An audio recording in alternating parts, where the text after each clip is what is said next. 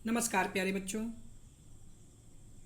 जैसा कि आप सभी को विदित है कि कोरोना वायरस जैसी महामारी से संपूर्ण विश्व त्राहि त्राहि कर रहा है और इससे हमारा देश भी अछूता नहीं रहा है, जिसका प्रभाव हमारे देश के सभी वर्गों पर पड़ रहा है। और इसी तारतम्य में हमारा शिक्षा जगत, हमारे प्यारे बच्चे, उनके भी अध्ययन अध्यापन में बहुत बड़ा इसका प्रभाव पड़ा है। और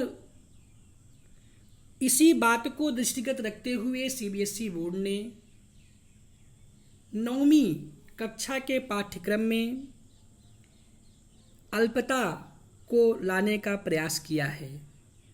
यहाँ पर आप देखेंगे प्यारे बच्चों कि 9वीं कक्षा के अंतर्गत जो है सीबीएसई बोर्ड के द्वारा यहाँ पर 4 खंड हैं, जिसमें पहला है आपका परीक्षा भार विभाजन, हिंदी पाठ्यक्रम आ कोड 002, कक्षा 9वीं हिंदी आ परीक्षा हेतु पाठ्यक्रम विनिर्दिष्ट 2020 और 21। परीक्षा का भार विभाजन, विषय वस्तु नंबर 1 है आपका अपठित गद्यांश, जिसमें चिंतन क्षमता एवं अभिव्यक्ति कौशल पर अति लघुत्तरात्मक और लघुत्तरात्मक प्रश्न पूछे जाएंगे। एक अपठित गद्यांश होगा, उस गद्यांश की शब्द सीमा 100 से 150 शब्दों तक की होगी, जिसके अंतर्गत एक एक नंबर के 2 प्रश्न पूछे जाएंगे और 2-2 नंबर के 4 प्रश्न पूछे जाएंगे। तो 2-2 नंबर के जो एक नंबर के जो 2 प्रश्न पूछे जाएंगे उनकी संख्या का योग है 2, और 2 नंबर के जो 4 प्रश्न पूछे जाएंगे वो है 2-2 4 दूनी 8, यानी 8 2 10 नंबर का आपका अपठित गद्यांश आएगा। इसके बाद दूसरे पार्ट में आपका व्याकरण है। व्याकरण के लिए निर्धारित विषयों पर विषय वस्तु का बोध, भाषिक बिंदु, संरचना आदि से संबंधित एक नंबर के 16 प्रश्न होंगे। और ये 16 प्रश्न आपके व्याकरण से होंगे, जिसमें शब्द निर्माण के अंतर्गत उपसर्ग, प्रत्यय और समास है। 2 नंबर का उपसर्ग, 2 नंबर का प्रत्यय और 4 नंबर का 4 नंबर का आपका समास है। तो इस तरह से शब्द निर्माण के अंतर्गत 8 नंबर के प्रश्न आएंगे। इसी तरह से अर्थ की दृष्टि से वाक्य के भेद, जो आपके कोर्स में निर्धारित हैं, वाक्य के भेद अर्थ की दृष्टि से, उससे संबंधित 4 अंक का प्रश्न पूछा जाएगा।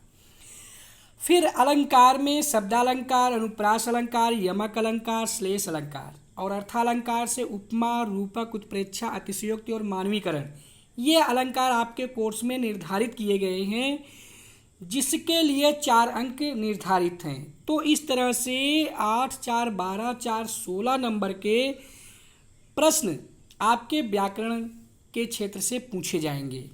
फिर आपका जो तीसरा पार्ट आता है वो है पाठ्य पुस्तक भाग 1 क्षितिज और कृतिका भाग 1।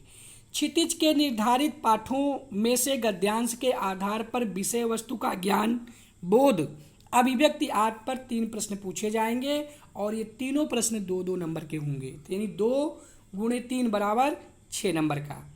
क्षितिज से निर्धारित गद्य पाठों के आधार पर विद्यार्थियों की उच्च चिंतन क्षमताओं एवं अभिव्यक्तियों का आकलन करने हेतु 4 प्रश्न पूछे जाएंगे, और ये चारों प्रश्न 2-2 नंबर के होंगे, जिसमें विकल्प भी दिया रहेगा।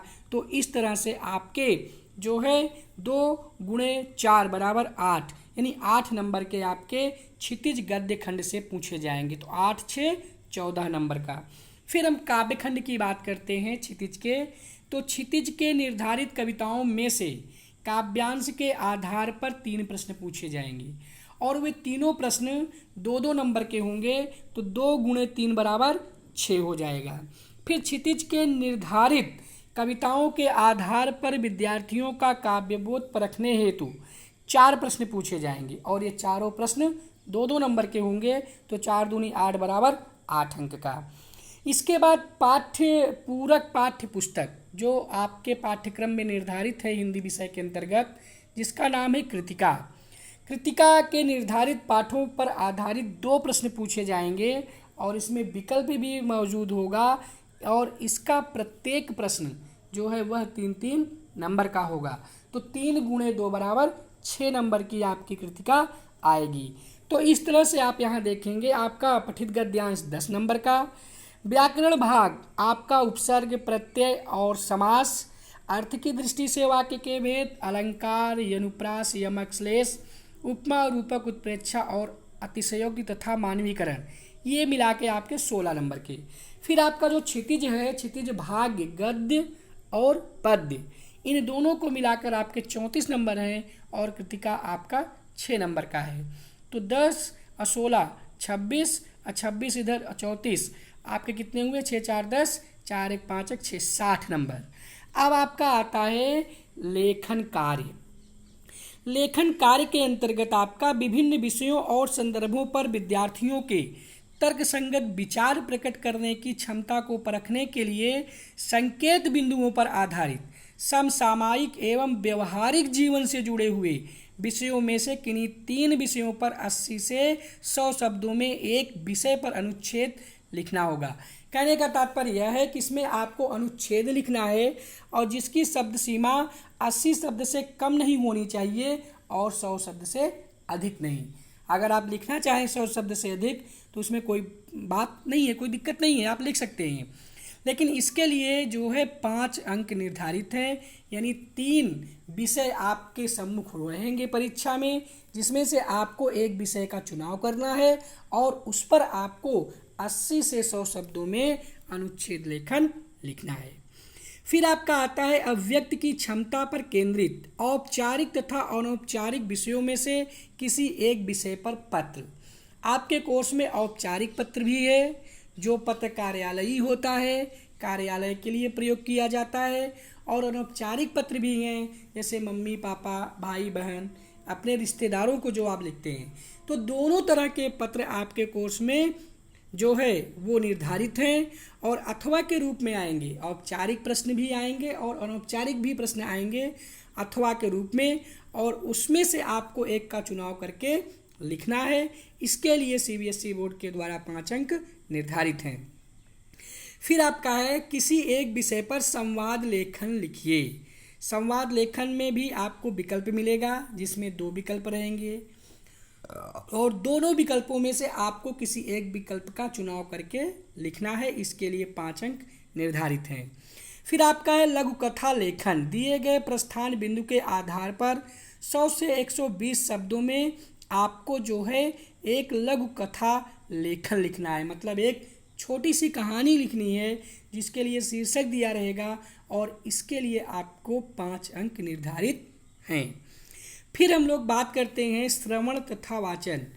यह और परियोजना यह शिक्षक महोदय के ऊपर आधारित होता है, जो आपके अनुशासन, व्यवहार, आपके उत्तर पुस्तिकाओं के इत्यादि के आधार पर वे देते हैं, जिसमें श्रवण, वाचन और परियोजना से संबंधित शिक्षक के द्वारा आपसे कार्य कराए जाते हैं। अब यहाँ पर बात यह है कि पाठ्यक्रम के निम्नलिखित पाठ हटा दिए गए हैं। तो पाठ्यक्रम से निम्नलिखित पाठ हटा दिए गए हैं, जिसमें आपका है कबीर की साखियाँ व शब्द पाठ से शब्द नंबर 2। कबीर के साखी और शब्द का जो दूसरा शब्द है, संतो भाई आई ज्ञान की आंधी रे, यह शब्द आपके कोर्स में नहीं है। लेकिन कबीर की साखियाँ और उनका शब्द नंबर 1, मोको कहाँ ढूंढो बंदो मैं तो तेरे पास, यह आपके कोर्स में निर्धारित है। तो ये दोनों आपको पढ़ना है, लेकिन संतो भाई आई ज्ञान की आंधी रे ये आपके कोर्स में नहीं है, इसलिए आपको इसे नहीं पढ़ना है। दूसरा है सुमित्रानंदन पंत जी का ग्रामश्री। तीसरे नंबर पर केदारनाथ अग्रवाल जी का चंद्रग्रहण से लौटती बेर। चौथे नंबर पर है सर्वेश्वर दयाल सक्सेना जी का मेघ आए।